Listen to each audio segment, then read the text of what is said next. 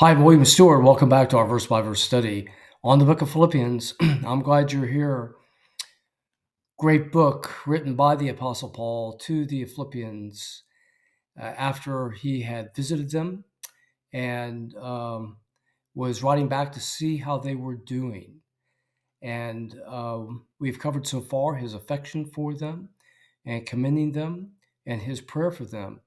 But he changes the topic today and starts talking about the gospel, its advance, and we'll cover verses 12 to 17, and he makes one major point in this passage. But, and the word here, but, in the original Greek is meaning that he's changing the topic or moving on, giving additional information, as Runge has said in the past in his writings over the Greek language. Ye should understand, brethren, that the things which happened unto me have fallen out rather unto the furtherance of the gospel. So his sufferings, and persecution has caused the furtherance of the gospel, so that my bonds in Christ are manifest in all the palace, otherwise his imprisonment, and in all other places. Verse 14, and many of the brethren in the Lord, waxing confident in my bonds, are much more bold to speak the word without fear. Otherwise, they've taken heart by Paul's imprisonment, and it has caused them to go forth in fear or without fear and preach the gospel. So they have taken his example. Some indeed, verse 15, preach Christ even of envy of strife, and some also for goodwill.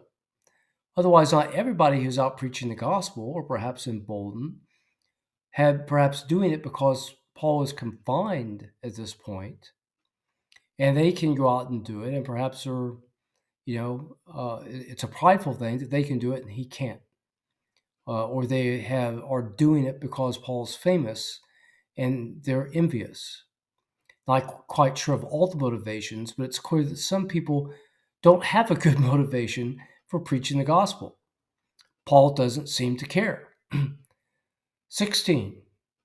The one preached the Christ of contention, not sincerely, supposing to add affliction to my bonds. Otherwise, Paul's sitting under arrest, and seeing the people preach who are free, these people preaching might think that they're causing Paul hurt, or frustrating, causing him to be frustrated while he's in his bonds. Again, Paul doesn't seem to care. But the other of love, knowing that I am set for the defense of the gospel. Otherwise, those loving Paul and caring for him, realizing and taking heart from the fact that he is there to defend the gospel. The word here for defense is interesting, apologia, where we get the word, I would suppose, apology, but it doesn't mean I'm sorry. It means from the word, literally in the original Greek, and has a specific definition of defense of the gospel. Okay, what do we gain out of these verses? That really, as Christians, it's good to preach the gospel, and we should, and teach other people. And ideally, we would do this out of a sincere heart. But I think for all of us, our goal is to spread the gospel.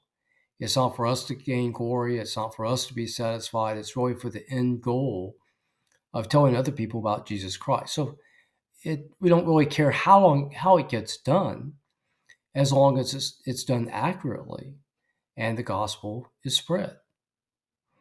There are probably good ways to spread the gospel that allow for good follow-up and continue conversation. Some people do it poorly, but yet Paul seems happy it's just done because people need to hear.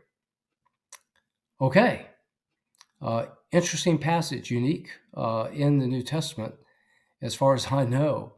And we'll continue on next time as Paul goes on to the end of the chapter, talking about his own attitude towards life and service to Christ, which is also instructive.